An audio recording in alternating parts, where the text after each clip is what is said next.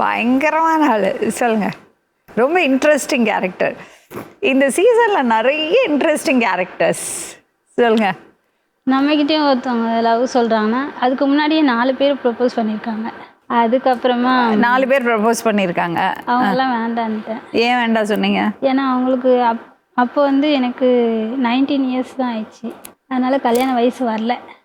அதுக்கப்புறம் இவர் love propose பண்ணார் மேம்.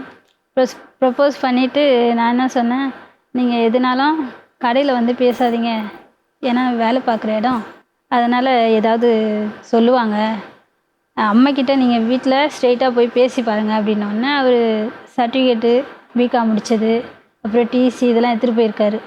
எடுத்துகிட்டு போயிட்டு அத்தை ஆன்ட்டின்னு சொல்லியிருக்கோம்.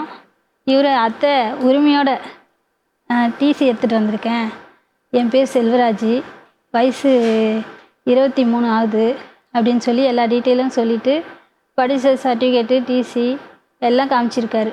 காமிச்சிட்டு நான் ஃபஸ்ட்டு பையன், எனக்கு அடுத்து 2வது தம்பி இருக்கான், நான் உங்கள் பொண்ணை கல்யாணம் பண்ணிக்கணும்னு ஆசைப்பட்றேன் அப்படின்னு சொல்லி பேசியிருக்காரு. என் பொண்ணு சம்மதம் வாங்கணும், ஏன்னா அவள் இப்போதைக்கு கல்யாணமே வேண்டான்னு சொல்லிட்டா, வர அலைன்ஸு பூரா வேண்டானே சொல்லிட்டா, ஒரு 3 மாதமாவது போட்டோம், உங்கள் வீட்டில் பேசி பார்த்துட்டு அப்பா அம்மாவோட வாங்க, வந்து முறைப்படி பேசுங்க அப்படின்னு சொன்னோன்னே அவங்களும் வந்தாங்க. வந்து பேசி பொண்ணு பார்த்துட்டு போனாங்க.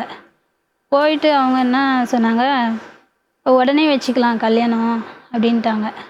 ஏன்னா உடனேன்னா அவங்க வீட்டில் வந்து ஒரு வேலையும் இல்லை, சொந்த வீடும் இல்லை, வண்டியா ஒன்றுமே இல்லை, கையில் ஒன்றுமே ஒரு ஜாப்பும் இல்லாமல் கல்யாணம் பண்ணிக்கிட்டு என்ன பண்ண முடியும் அப்படின்னு சொல்லி கேட்டதுக்கு, அதெல்லாம் கிடச்சிரும், எனக்கு நம்பிக்கை இருக்குது அப்படின்னு சொன்னோன்னே, ஒரு ஜாப்பை பாருங்கள் ஃபஸ்ட்டில், அப்புறம் வீடு வாங்குங்க, அதுக்கப்புறம் வந்து வேணால் கேளுங்க, நான் கல்யாணம் பண்ணிக்கிறேன் அப்படின்னோடனே 3 மாதம் முடிஞ்ச உடனே இவருக்கு வேலை கிடச்சிது, ப்ரொமோஷன் கிடச்சிது, வீடு கட்டவும் செஞ்சாங்க ஊரில் திருநெல்வேலியில்.